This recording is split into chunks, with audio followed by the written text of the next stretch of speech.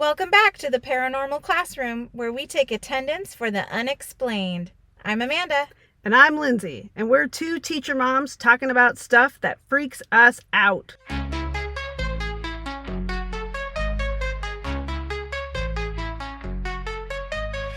In a quiet room in Toronto, 8 people sat around a table. They focused, they meditated, they visualized, and soon something knocked back. But here's the catch. Philip, the ghost they contacted, was entirely fictional.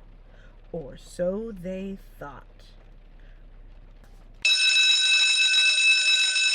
Welcome, scholars. Yes, It's Lindsay's night. Lindsay's on it. Yoo-hoo. Are we going to do what's haunting you first, or are you just going Would to you just let me lead this one? You do You it. take the... Listen. You do it. You and your stomach ache. All of a sudden you get very bossy. She's not feeling well. I have a stomach... You know how I know? Not because she told me, but because she's like, are we going to do this? Are we going to do that? Are we going to do it this way? Sorry. No, you're fine. I'm sorry, but if any listeners hear me teasing you. burp, that's because I've got a did you sour notice- stomach today. Did you notice in the last episode I was like burping through? No. There were several times where I was like... I'm surprised I missed it. And I was like, that is so gross. And I knew it was happening in the moment, but I didn't want to stop mid-sentence because I knew the editing nightmare that would be. Right. So I just pressed on, and next time I'm Funny. gonna stop. Giddy up. Ready? I'm on The my horse. Philip I'm ready. experiment. I know the Philip experiment. I know you do, so I had to dive deep into other things related to it. Super excited. Okay. All right. Well. All right. The Philip experiment. What do you know about it in a nutshell? You, Amanda. She just whispered to me, "Are we gonna do what's haunting you?" I want you. She- Of she's- course, you're gonna forget. Yeah, I did, and you're right. I need you to be bossy. I'm so sorry. I take it back. I knew you were gonna just go. 'Cause I it's just, forgot like, to put it in my scripted. script. You gotta put it in your script, and then you'll remember it. Yeah. Okay. Yes. What's haunting you, Amanda? I have a funny story from last Yes. night. Yes. Yes. Okay, I so- need funny stories. And if you hear the rain, it's because it is raining. It's so because it's raining. Enjoy the ASMR. We're not sitting in a sprinkler somewhere. We'll try to talk a little louder. Okay, last night, my husband came home from work and he was really tired, and he went to sleep. And he does this a lot. He just goes to sleep, and then when that happens, I'll come in later, like 10 o'clock, and I'll wake him up, and he'll get up and he'll do his things he would have done if he hadn't fallen asleep, right? Like play video games and stuff. So Other important business. yeah. So I go in at 10 and I wake him up. I said, do you want to get up or do you want to keep sleeping? And he said, I have to get up. I have to get the birthday presents ready.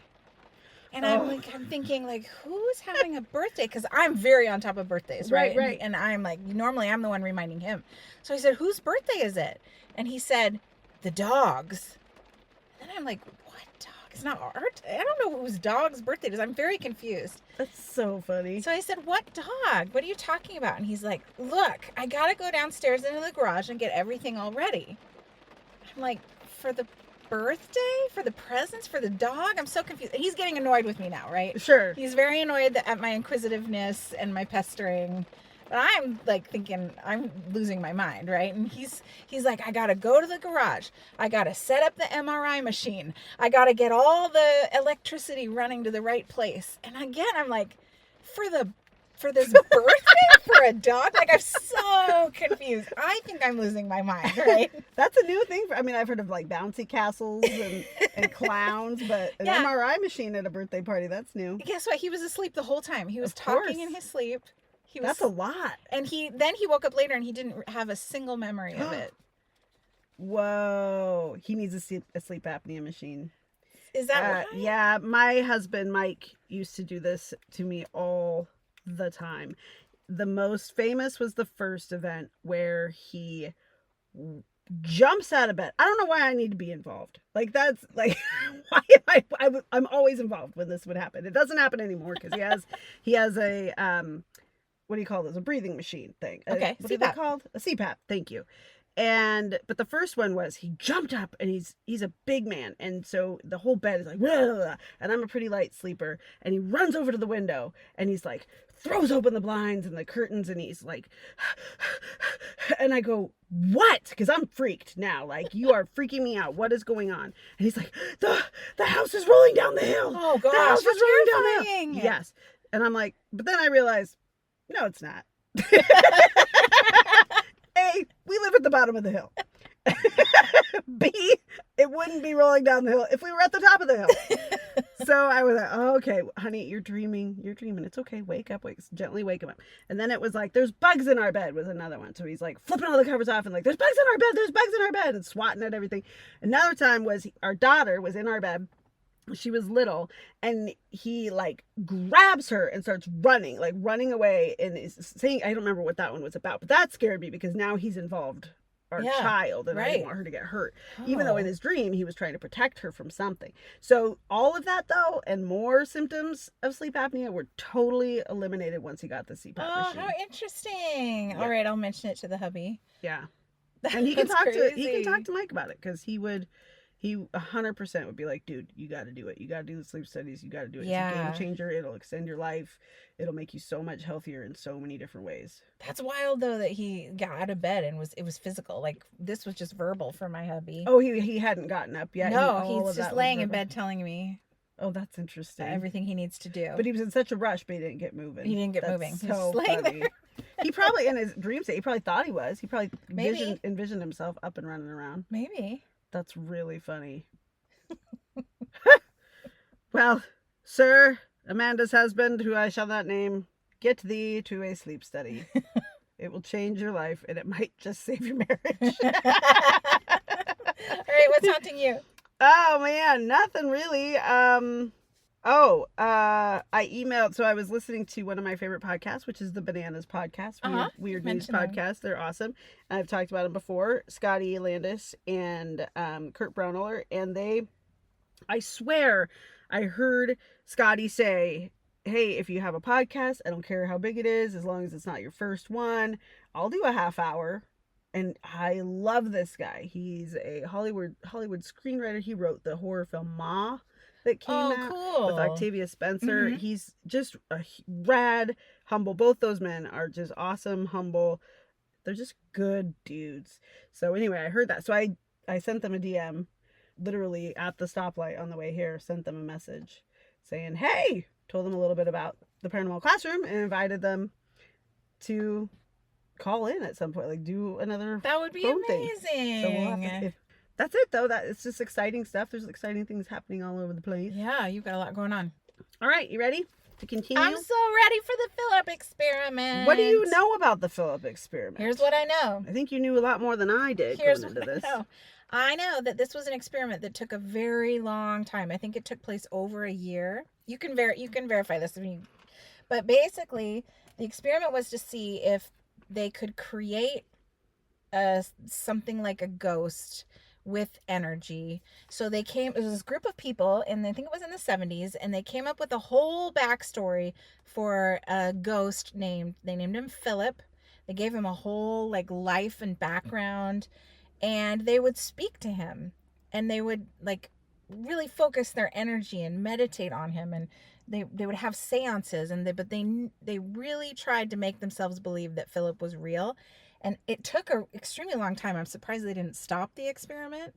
But towards the end of the year, however long it took, weird things started happening. Like, the table started moving on its own. There were knocking sounds. Like, all the things you hear about in the other ghost stories that Lindsay and I have told were happening. And it was all done with an experiment that was created. I will say, allegedly. So... yeah, you're right. I had to check the date again. But the Philip experiment was a 1972 parapsychology experiment conducted in Toronto, Ontario, Canada, to determine whether subjects, humans, living people, can communicate with fictionalized ghosts through expectations of human will.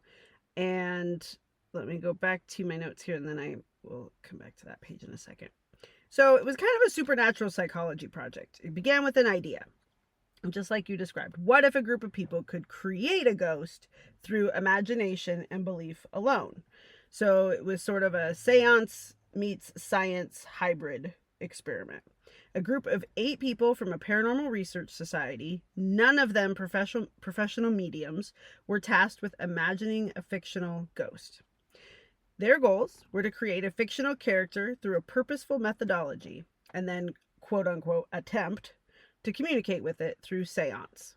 The character created and agreed upon was named Philip Aylesford, referred to as Philip during the test. His fictional history that they completely fabricated partially coincided with actual events and places, but with multiple contradictions and errors on purpose, so that if this conjuring actually occurred and referenced things that were in error on purpose, like they had actually happened to it, they would know, like, oh, that was something that's not an actual entity, because that didn't really happen. That wasn't a thing that happened in history. If that makes sense. Yes.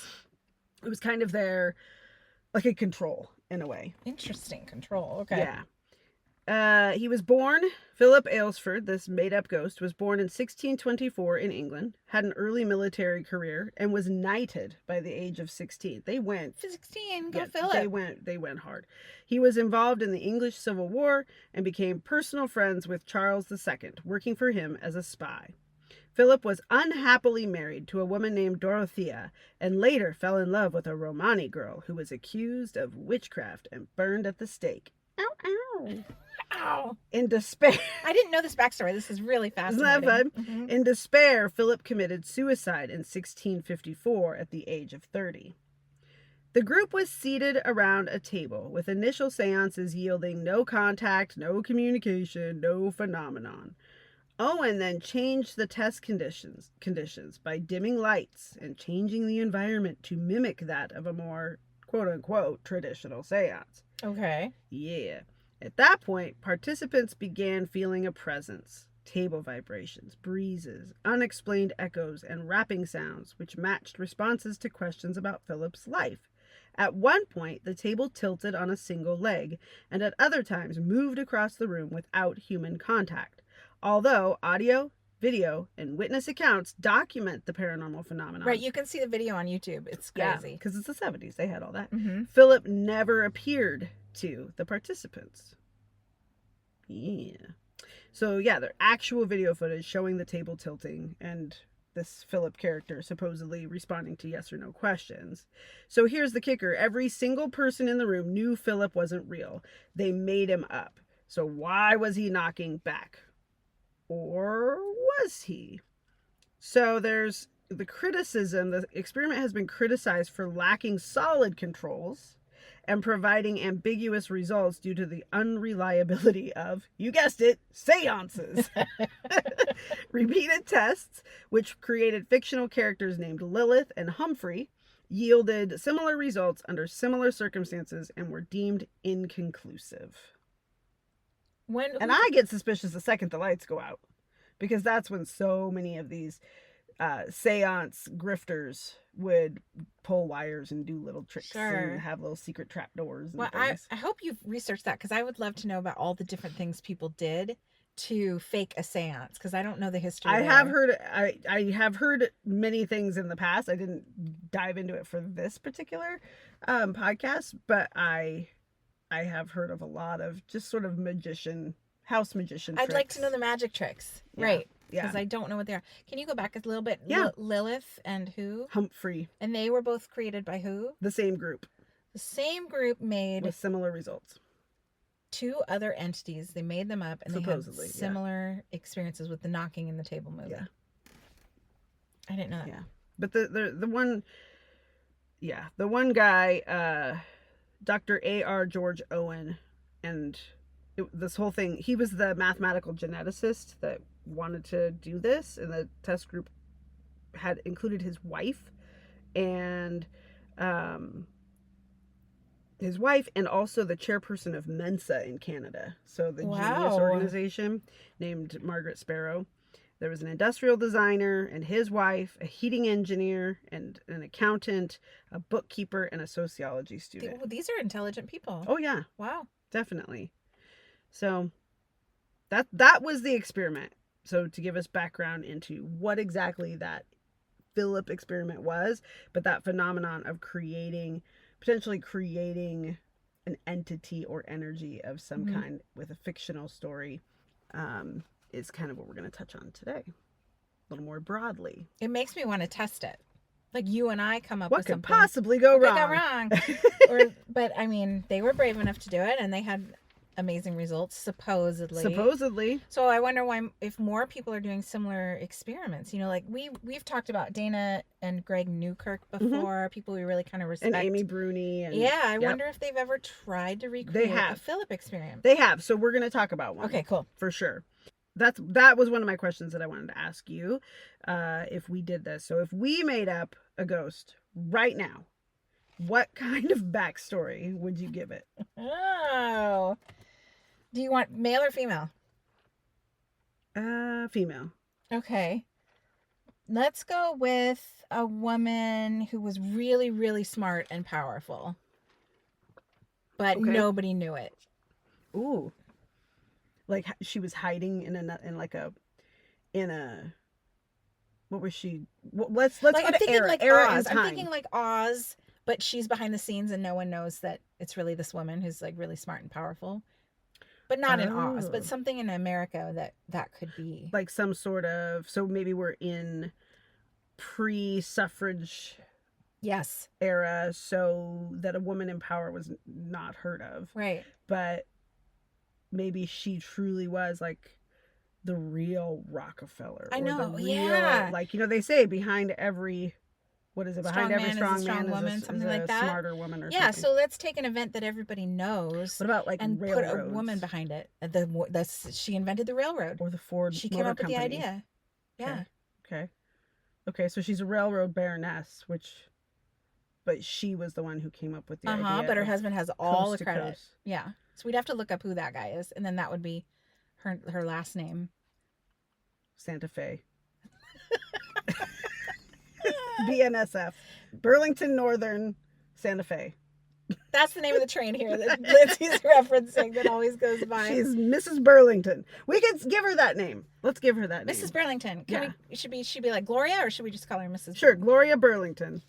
And she spends a lot of energy pretending to be arm candy. Just arm candy for her wealthy husband, when really she's the brains of the operation. The whole railroad from east to west was her idea. I love it. Yeah. This is like a 145 IQ woman who hides it all. Yeah. Pretends she doesn't even open a book. And yet at night she's reading constantly. Yeah. And drawing maps. And she's like really good with like topographical maps. That's cool. And because you'd have to design railroad. Gloria Santa Fe. Oh, and what's her name? Gloria Burlington? Gloria Burlington. Nicknamed Santa Fe. For being hot and dry wit. The end. Okay, Gloria, come to us, Gloria. She needs give us a sign of your presence, Gloria. If you're here with us, Miss Burlington. The rain stopped a while ago. Well, yeah, but we have to do the experiment for years. Right. You have to put... Well, I mean, in 1972, they did it for a long time. But they generated 3 ghosts in that time. Okay, here's the thing, though. We got Gloria Burlington, and we can keep developing her backstory. But if we just reference her for every time we do a podcast, and we just kind of imagine that she's sitting in our back seat. That'd be mind-blowing, though. Wouldn't that be mind-blowing? It would be mind-blowing. This is why I feel like people should be doing this. If the Philip experiment is mind-blowing. People were never... So, as far as I know, and in what I've researched... Well, no, this isn't... What I'm about to say is not entirely true, as you will see as we get further into my notes. But with Philip and Humphrey and... What was the other one's name? Lilith. And the one from Kindred Spirits... Nobody ever saw anything. They just heard. We wouldn't see it. We wouldn't see Mrs. Burlington. We'd hear either tapping, which I think would be incredible, or something would like move, be thrown in your back seat. McDonald's wrappers or whatever else I got back there. Baseball uniforms start flying around.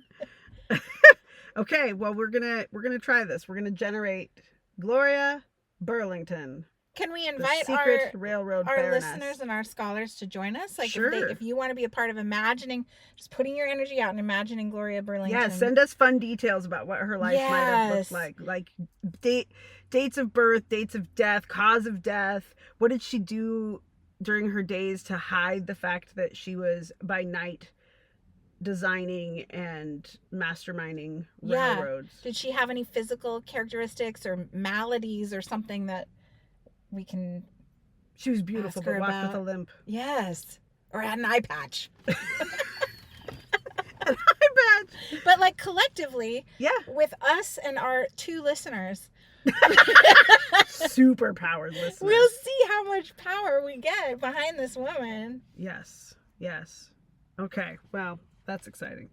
Philip wasn't real, but something was responding, and this wasn't an isolated incident.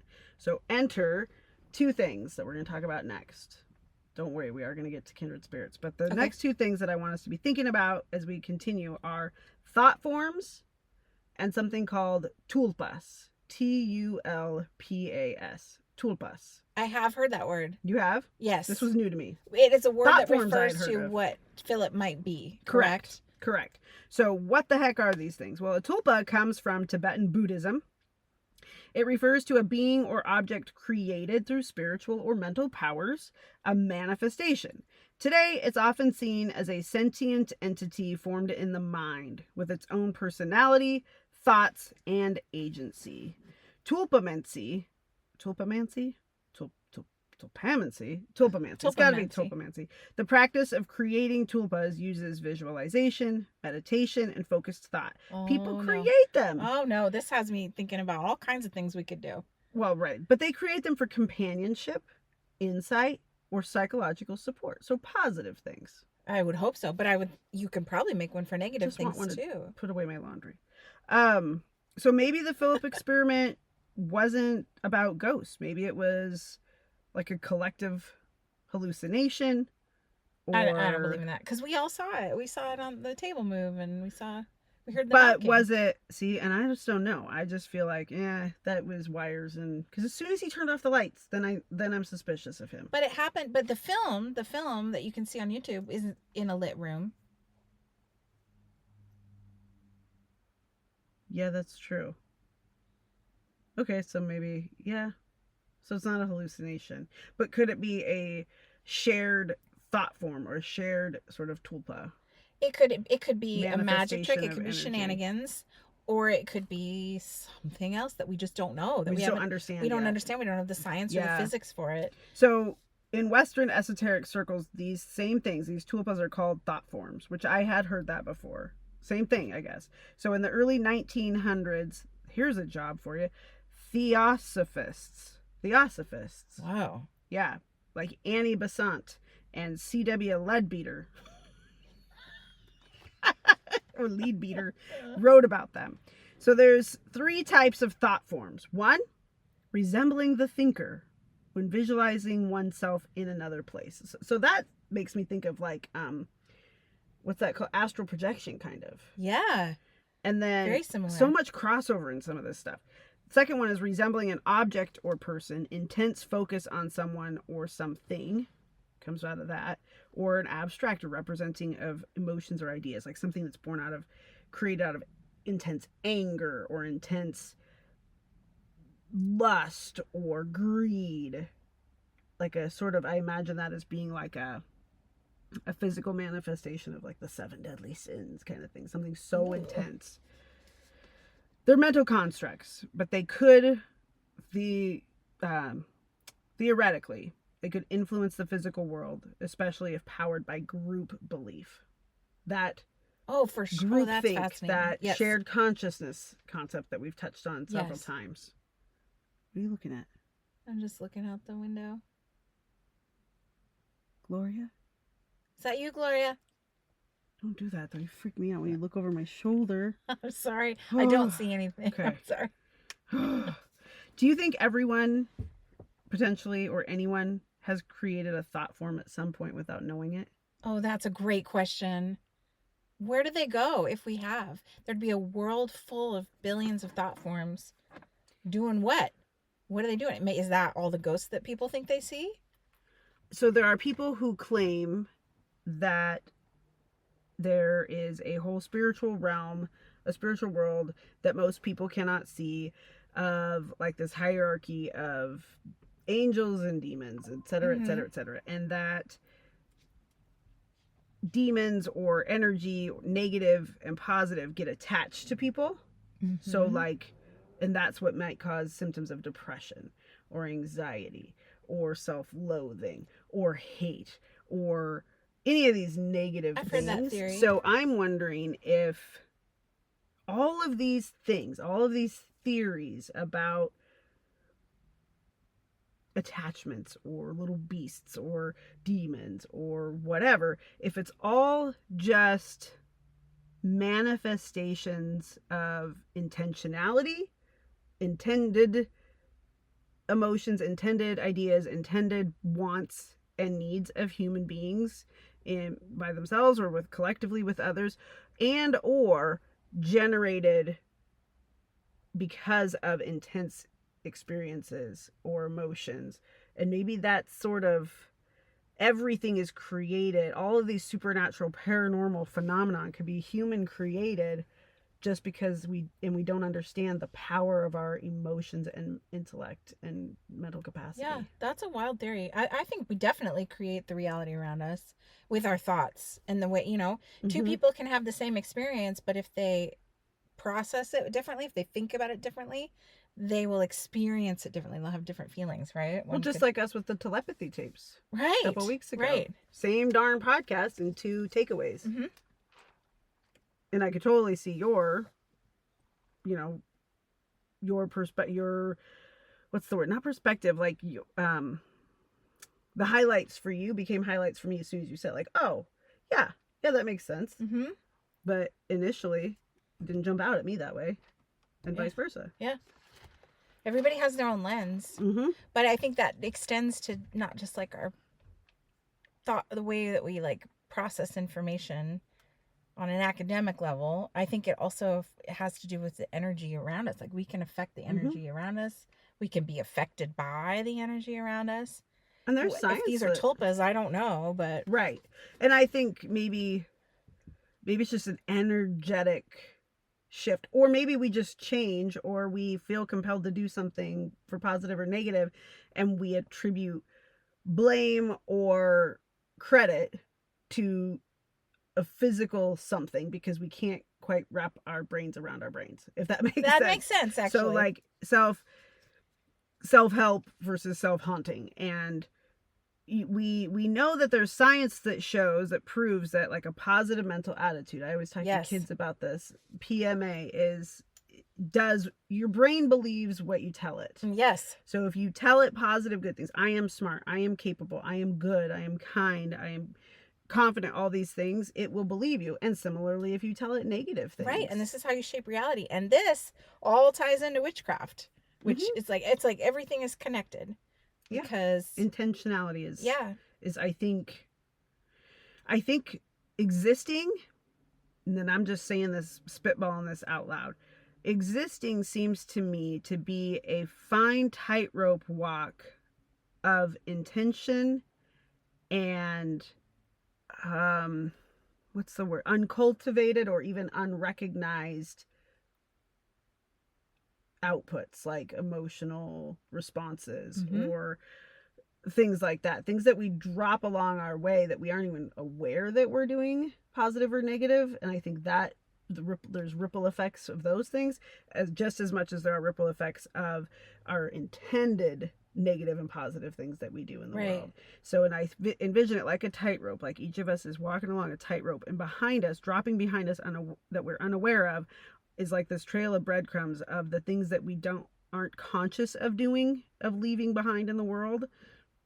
And before us, laying down a path before us is like one step in front of the other is an intention. Yeah. I want to do this. I'm going to do that. But both make up the tightrope. Yes, I love it. Here's the crazy thing. There's a woman that I was just learning about who's won the lottery a bunch of times. Whoa. Like over and over and over and over. And when asked how she does it, she uses intention to manifest winning the lottery. So here's how it works. She goes in believing that she's going to win the lottery. She doesn't question it. She believes it. She says that's part of the key. You go in believing you're going to choose, let's say they're lotto numbers, choose the right lotto numbers. It's not that she's choosing the right lotto numbers that will be chosen in the future. It's more that she's choosing lotto numbers and believing and changing the outcome so that they will choose her numbers in the future. So instead of like, it's not about predicting the future, it's about creating the future, creating the experience that you're living in. She swears by it, and she's won the lottery a bunch of times. I would love to be able to do it, but I've thought about it. I've thought about like going to Safeway and buying some lotto tickets and just being like, I'm gonna win $1. But I've tried it a few times and it hasn't worked. So I guess I haven't believed truly. I think there's and her thing is the lottery. Mm-hmm. But I think we all have our things that if we really stopped and thought about how we have created it, and people might call it like, do you have ambition, drive, aspirations? When really it's just, all of those things are just intentions. Right. I am setting an intention to go get that job, to get that opportunity, to provide this for that person or my family, or get this education, whatever it is. Right. It's an intention. You don't accidentally get a college degree. You don't accidentally get married to your life mate. Like, you have to set a lot of intentions along the way. Now, do opportunities present themselves to us sometimes? Sure. And there's no way to know if that was something, whatever. But the intention part is, are you going to walk through the door of opportunity or ignore it? I live my life of like, when the door opens, I walk through it. Right. Because it's okay if it's not the perfect room on the other side. I know I've always lived that way, and I know I'm going to get something out of it. Yeah. So, I don't know. But that's my intention, is I intend to walk through doors of opportunity if it seems like a positive thing, especially if it scares the hell out of me. But I know it's going to grow me. I'll do it. I walk right on through it. Sometimes it works out. Most of the time it works out. Taking me all over the world. If you go toward, this is something that Bashar said, if you go toward what excites he's that psychic, you, right? No, he's not. He's a channeler. He said, that's right. And I don't know that. I don't know what I believe about in channeling. I'm not saying that, but some of the things he says are really wonderful and loving and cool. So one of the things he says is, if you always go toward what excites you, then it's always the right choice for you. Yeah. So he's like, whatever you just go toward what excites you. If you're excited about something about work, go toward it. Yeah. If you're excited to take a trip, go toward it. Yeah. And then it just naturally, that he's like, cards will fall into place as long as you're living your life that way. Doesn't mean everything's going to be hunky-dory, but it's going to make sense. Like, when I look back on my life at all the times I've walked through, like, I feel like I could do a chronological map of the major doors I've walked through. They all make sense in hindsight, but at the time it just felt like, what are you doing? To other people, to me it made perfect sense. Yeah, but people were like, what? Oh yeah, and it's totally individualistic. What excites you is different from what excites me, different from whoever's listening to this. We all have our own unique experience in this world, and this our own path, and it's the excitement that you can think of it as your internal compass or your, I would say, as long with the caveat that some people are excited by pretty awful things. Well, right. So if what excites you is not going to harm yourself or anyone else, then that's the way to do it. Yeah. Right. Right. That's probably what Bashar meant, but I'm sure. But just for us to be clear about that, like, I don't want anybody getting excited about something that's wrong. Right. Legally or morally. Okay. Well, we went on a tangent because I really think that, like, prayer, vision boards, witchcraft, tulpa making, Philip experiment, like everything, there's some similar thread with it all. It's a mindset. I don't know what it is, but I think it's mindset. Whatever you intentionally focus on with your intentional attention. Whatever we on purpose give our mental space to and our emotional energy to, that's going to grow, positive or negative. And if you don't set intentions, well, you're going to feel like a leaf in the wind a lot. And I think a lot of people feel that way, just a leaf blowing along in the wind. And that's and not being able to affect their changes. Yeah. Yes, I can totally think of people I work with or people I have relationships with who very much don't like take initiative. They kind of like, things are going to happen to me. This happened to me. Right. But you can affect absolutely everything. Yeah. And your thoughts and your choices. An indecision is a decision. So by not deciding to walk through doors of opportunity or put some intentionality behind something or take a motivated step, that's a decision. So people have to live in that too. Like there's not going to be blasé comfort in indecision and just, well, whatever's meant to be will be. No. I mean, whatever's meant to be in that case is going to be a whole lot of just aimless, I would think, anxiety and lack of excitement. And right, lack of excitement. Yeah. Yeah, if you're not excited about what you do most days, like, you're in the wrong thing. Right. Yeah, I'm excited every day to go to work. Me too. Doesn't mean I'm not tired sometimes, but I love what I do. Me too. Yeah. And it's paid off for me. Like going down what excites me path at work, I've had like better job after promotion after, like, it's just been this trajectory that I'm really proud of and really love. Yep. Yeah, same. Like with maybe not promotions, but like going the TII adventure and things like that. It's like, well, now getting into the political realm, like just walking through doors and growing as a human being and learning a lot, fall on your face sometimes, but get back up and you're stronger for the next door that opens. So now, we alluded to it earlier with the Kindred Spirits. It's an amazing show. I can never find it, but it's on the Discovery Channel sometimes, A&E other times, History Channel.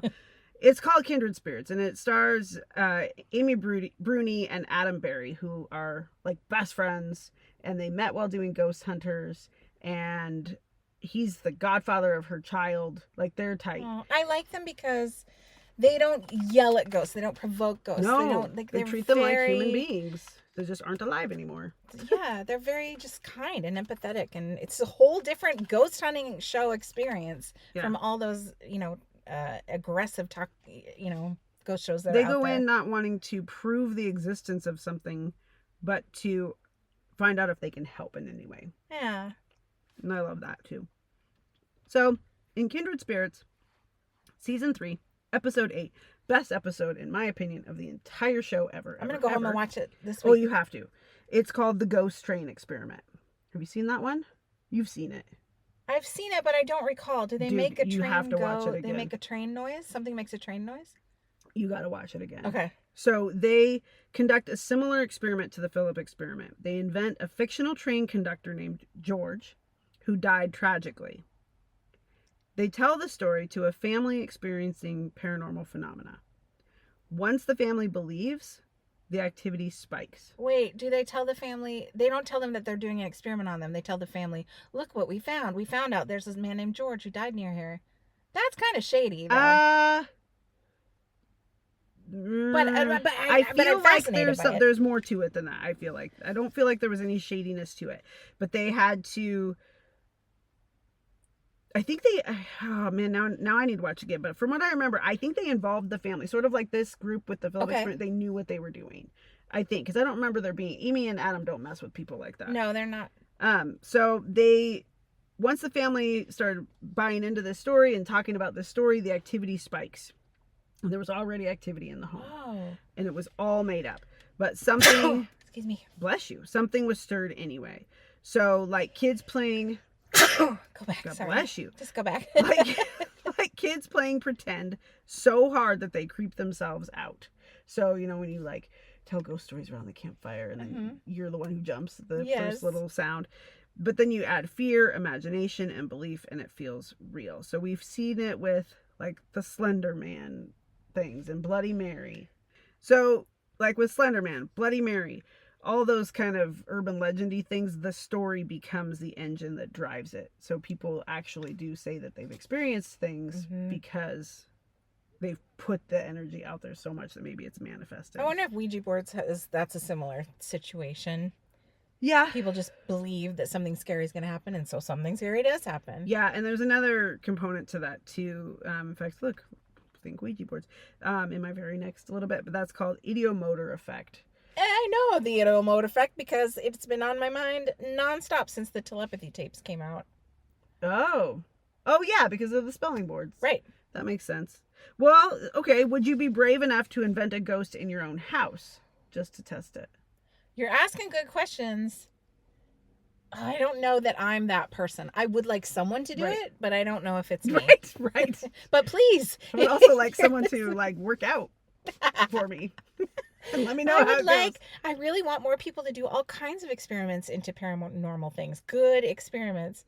But maybe they're just all scaredy cats like you and I. Not everybody. There's got to be somebody listening who's like, I'll do it. Amy Bruni will do anything. Wow. And she has. She's put herself in some of the scary. And I think not Doug. Dana Newkirk and what's the man's name? It's not Doug. Greg, thank you. Sorry, Greg. They are really brave too. If I did it, if I tried to make up a ghost in my own home and manifest something, I would very specifically choose very sweet things. Yes. Please leave a flower by my bedside, or please write in the the steam on the shower. Please write beautiful. You're beautiful. Yeah. That's my ghost. That's hilarious. And we just talked about the ideomotor effect, which is our unconscious movements, like Ouija boards or potentially these spelling boards from the people in the telepathy tapes. It's our body reacts with subtle movements that we don't even notice. The thing is, you don't even know, which is why the telepathy tape situation is so sensitive, because it's not like an intentional sabotaging of science. The people who are, the helpers. I do believe in telepathy, but I also believe that the ideomotor effect is real. So people who might be affected by the ideomotor effect and having like subtle movements that affect how the child is touching letters on a spelling board, they won't even know. Right. And you can't bring it up because it offends them. It's like a very sensitive topic. But it's reality.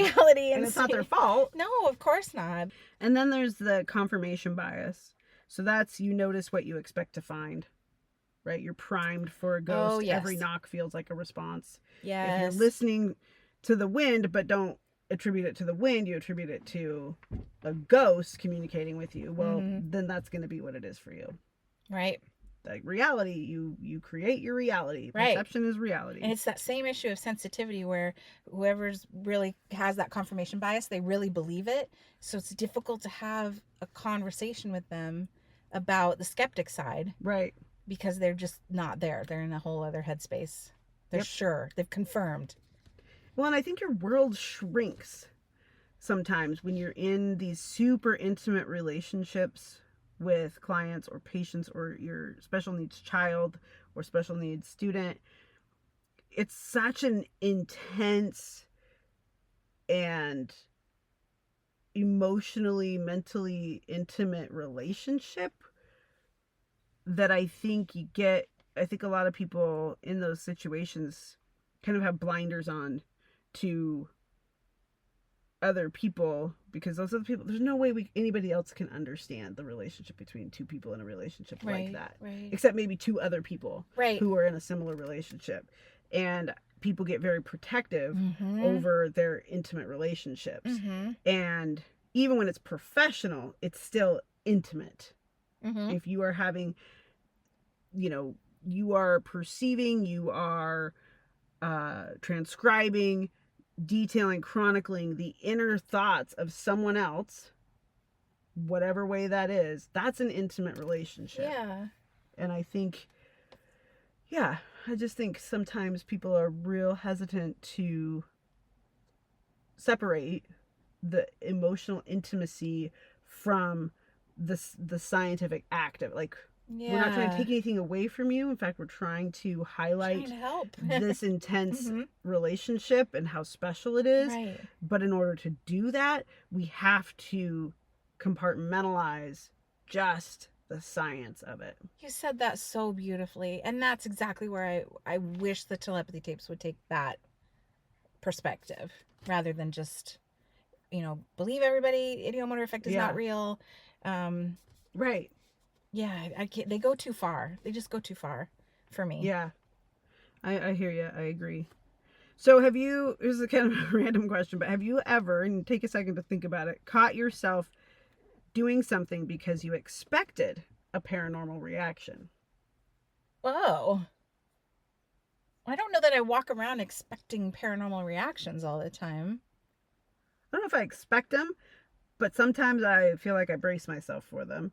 Like in my bathroom recently, there was oftentimes we have a shower, stand-up shower, and just a stand-up walk-in shower. There's no tub, it's just a shower with a door, right? Mm-hmm. And then there's a light, a canister light above. Well, it was doing weird stuff. The light's just burning out, but it just took forever. I'm used to light bulbs that are just on one day, and then the next day they might go, you turn it on, it goes, and then it's out. This light would come on for a while and then go off for a little while. And it was always when I was taking a shower, it seemed like, which is when I have the light on. So it's not like it's paranormal. It's just that's when I happen to have the light on. And so I was like, well, I don't know. I'm open-minded. Maybe this is something trying to communicate. And this was weeks ago. This went on for weeks. And then suddenly, I want to say maybe a week ago, the light finally just went kaputs. And it's really high up there. So I may never have a light in the shower again. But, yeah, and I think water was just getting into the filament, Mm-hmm. or, not the filament, but the elements, the electrical components up there. And maybe it was a little loose and whatever, but it's out now. But I was asking things out loud, trying to, if there was somebody trying to communicate, I wanted to make sure that they knew I was listening and open to it. That's interesting. Yeah, I guess a similar experience for me would be, I'm very afraid to see a shadow at night, like the Hat Man. Mm-hmm. And listen to our Hat Man episode if you haven't, because it's one of my favorite episodes. Fantastic. Shout out to Ryan. Right, but we had a guest on who has seen the Hat Man multiple times, and I have seen a similar black shadow just one time in my life. So, but I'm afraid of it happening at night in my bedroom when I'm vulnerable and alone. So I expect it. I expect to see it, so I don't open my eyes at night. And that's hilarious. I have tripped and stubbed my toe. No, you get up and move around? Room. Well, if I gotta get up and go to the bathroom, I do it with my eyes closed until I can turn on the light, because I'm scared. Oh. And I don't know why. What's funny is I'm not scared something's gonna touch me, which I should probably be that would really be scary. I'd be scared to break my neck because I'm gonna trip and fall on the dog. Yes, I step on everything. It's horrible. But I won't open my eyes. That is too so scary. Cute. So I wait till I turn the light on. But now I'm worried. Now we're talking about thoughts creating and manifesting things. What if I'm actually going to create one sometime? Because it's there's one in there now. It's just oh God, just open your eyes. You see me once and I'm out of here. I just need you to recognize what you created. 30 years waiting for just you. over there There she goes, stepping on a Lego again. Yep. I could have told you that Lego was there, but you wouldn't look at me. I'd be like, whoa, stop. There's a Lego on the floor. That is that guy, I'm going to name him Barney, and he's now going to be. He lives in Long Island. Oh my gosh. Okay. It makes me think, so another question for you is, do you think paranormal investigators should be trained in psychology as much as they are in ghost gear? I think they should be trained in the scientific method. Yes. I think they should be trained in appropriate protocols for developing hypothesis and testing that hypothesis, and some of these things like ideomotor reflexes might yeah. need to be a part of that psychological understanding, though. These are phenomena that are shown to happen. Mm-hmm. So just because you don't see it or anybody says that they did this or that thing, it has been known to happen. So just have this in your little notebook of paranormal researcher. Yeah, absolutely. Tidbits. The more you learn, the better you are at all kinds of things in life. Yeah. So let's fund public education, please. Yep. And teach science in that public education. I don't know, maybe. Yeah, well, don't get me started. Okay. Folklore across the world. This is our last section. Folklore across the world supports the power of belief. World over. So there's golems, which I'm going to touch on. I'm interested to know how golems are different from tulpas. Is it because golems have a physical form and tulpas Yes. don't? Okay. Yes. So, and then there's Sukomogami. Sukomogami, which is Japanese. So golems come from Jewish mythology, or Jewish, I don't want to say mythology. That's the word that pops up in my research, but Jewish belief systems. Mm-hmm. And it comes from a Hebrew word, golem, meaning shapeless mass or unfinished substance. And the word appears once in the Bible, actually, in Book of Psalms, chapter 139, verse 16, referring to something imperfect or unformed as golem. Oh, I didn't know that. Yeah. I think I heard a tale that they would like create them out of mud or clay. Yeah, so I'm going to tell you. You want to know? Yeah. So the golem of Prague, Czechoslovakia. Rabbi Judah Lo Ben Bezalel. Oh, I'm so sorry. Rabbi Judah Lo Ben Bezalel. Oh my gosh. B-E-Z-A-L-E-L. Do it again and just hit it. Hit it right out of the Rabbi gate. Judah Lo Ben Bezalel. Beautiful. A 16th century rabbi and mystic. Oh God, I want to be a mystic. Me too. From Prague, is said to have created a golem to protect the Jewish community from anti-Semitic attacks and blood libel accusations. I don't know what a blood libel accusation is, but it sounds awful. Yeah. Don't hit me with that blood libel accusation. I hope the golem was able to protect them. So he sculpted this golem from clay, typically the story goes from the banks of the Vltava River, and brought it to life by inscribing the Hebrew word emet, meaning truth, on its forehead. The golem followed orders, but eventually became too powerful or uncontrollable. To deactivate it, the rabbi erased the first letter of emet, leaving met, meaning dead. Oh. So it's a symbol of protector and servant, but it's also a warning about the dangers of unchecked power and playing God. And a lot of people attribute things like warnings, like the golem as in like AI, and other things that are going on now. Is there's a lot of people with spiritual anxiety because of this. Well, now we know how to make a golem, idea. so thanks for coming to the classroom today. Right, well, they appear in pop culture too, so if you didn't get it here, they're in the X-Files. Do you know what it reminds The me of? Simpsons. Do you know what it reminds me of? What? Remember in Shrek, the gingerbread man? Oh, yeah. I think he's like a golem. He is a little bit. Because if you're going to shape one out of clay, no, I'm going to protect you from blood libel. Do you know the Muffin Man? The Muffin Man! Who lives on Drury Lane? On Drury Lane! Yeah, that guy. Yeah. That's the golem. Not the gumdrop buttons! So, let's see. Novels, movies, TV shows. Some see the golem, as an early concept of AI, or even a thought form created through prayer and intention. And clay. Yes, and a little bit of Play-Doh. The Sukomogami, rooted in... I just nailed the crap out of that word. Good job. Truth be told, I did watch some YouTube pronunciation guides on that one. Rooted in Shingon Buddhism and Shinto animism. Japanese objects. The theory is that Japanese objects gain a soul after 100 years in existence. What? So, like, if your shoes are around for 100 years, they have a soul? Is any object? S-O-U-L. Oh, stop. S-O-L-E. So the word... Yeah. So you'll know exactly what I'm talking about in just a second. So the word breaks down to sukomo, which means 99, and kami, which means God or spirit, hinting at something just short of full divinity. Like 99% God is a sukogami. Typically harmless or mischievous, these spirits are born from once useful household items like umbrellas, sandals, teapots, or lanterns. Think umbrellas with eyes, lanterns that talk. Think about anime. Oh my gosh, this Spirited world is Away. adorable. I don't know how you say this. Gigi no Kitaro manga and video games like Yokai Watch. So there's all kinds of these objects that have a spirit about them and do different things. Like Howl's Moving Castle even is a whole castle thing. Well, he's got the fire. Yeah.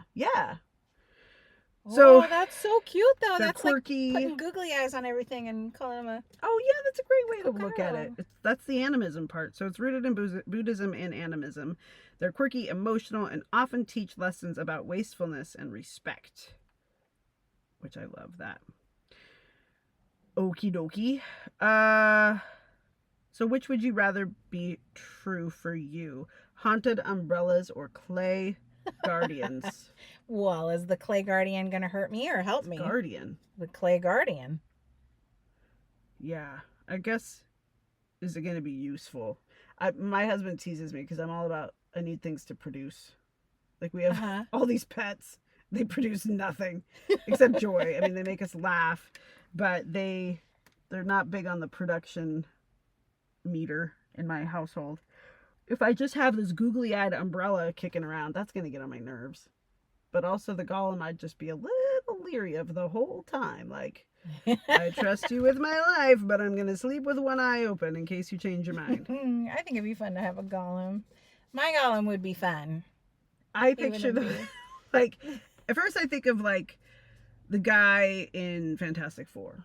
Yes! Rock guy. Bing bong! That's what he says. That's what he says. He does? Bing bong. Yeah. Really? Yes. And then I think of, then there's the little, did you ever see that scary movie growing up called The Gate? The horror movie. Oh, that movie scared the poop out of me. Yeah. I saw it at a 4th grade sleepover. Oh, no. It was just one of those, like, core memories that you can't erase. And that's what I think of, like, little golems, like, little creepy little slimy little clay looking things. Alrighty, well, let's see if I have any one more. I want a golem. I grew up loving movies like Labyrinth, right? Like, the golem would just fit me. A little puppet looking golem. A small one. A small one. Yeah, not like a rock monster kind of thing, like huge, big. Right. Ugly cute. Yeah. Squishy. Squishy! Okay, now I'm in. Yeah. Yeah. But you just gotta be prepared to erase a letter if it gets out of hand. Yeah. Well, I was gonna ask our listeners for their homework to create a ghost and check in with us after a week, but that might be really irresponsible. But I want to do. What could go wrong? Well, why don't we just have them join us with Gloria Burlington, Santa Fe? Yeah. And see if we can get something going. And then tell us about her on our socials, like at the Paranormal Classroom on Instagram and Facebook, and email us, theparanormalclassroom@gmail.com. Drop us a line, make up a story about her. We'll put it into the universe. Nothing scary. No, she can't be a murderess. She can't be scary if we're going to do this experiment. Yeah, because she's going to be riding around in the back of my car. Right. She better be okay with a little clutter. Otherwise, she's going to be mad. All right. That's all I got. That was kind of a wild ride through, like, psychology and spirituality and supernatural versus just the very natural that we don't understand in our brains. Right. Deep and who thoughtful. knows? Who knows what all of this is, but it's fun to wonder. That's it. Okay. Class dismissed. And don't open the door.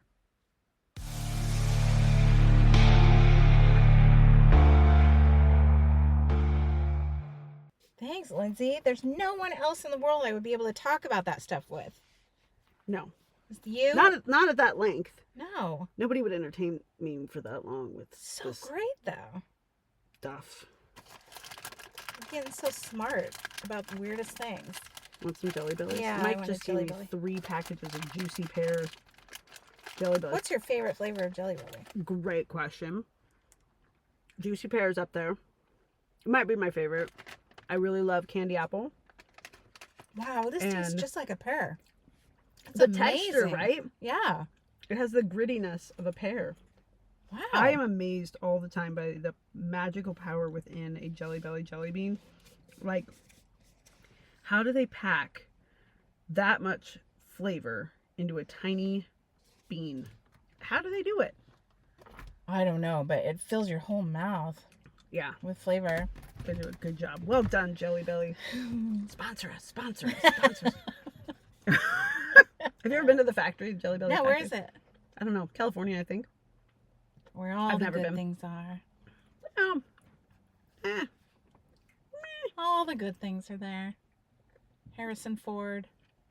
Disneyland. Does Harrison Ford live in California? I don't know. I think there's a pretty mass exodus out to the more rural areas for a lot of Hollywood people. Yeah.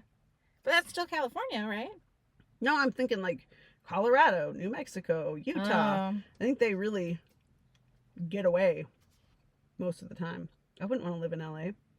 Fires, crowds, can't drive anywhere. I know. It's the cost for me. Oh, that too. I don't yeah. know how people survive down there. No, I don't either. I don't either. I don't know how they survive here in Seattle. If you have a Right. job that is just like not a high paying job, but a good job, how do you even survive? You can't live in Seattle. You have to commute from somewhere like here. That's a long time on the train. It is. And I had a thought about Gloria Burlington. So we could test It's her. already started. Let's say that she smokes out of one of those, you know, those long cigarette holders? Mm-hmm. Were those around in the 1800s? I think they were. Well, are we going 1800s or are we going... Or 19... When, well, the Let's train. look. When was When the was train the invented? train? Okay, let's look. Because I'm thinking if she's a smoker, we might get assigned by smelling smoke. But I was Ooh. also thinking if she's, you know how some people talk and they like tap while they're talking? You know those people? You know? Yeah, they're really annoying. They're usually 5 and 6 What if years she's old. one of those tappers? And then if we Ooh. sit here and we feel a little tap on our shoulder, nothing scary, but like a... Okay. All right, 1827 was the year trains were first introduced in the United States. And that was the first railroad in North America, the Baltimore and Ohio, was chartered in 1827 and completed in 1830. However, the first commercial train track was constructed in 1826 in Quincy, Massachusetts. The first steam-powered passenger service began in South Carolina in 1830. So yeah, we're looking at early 1800s. Another funny word, tobacconist. Oh my gosh, she could be a tobacconist. That is a cool word. That is a cool word.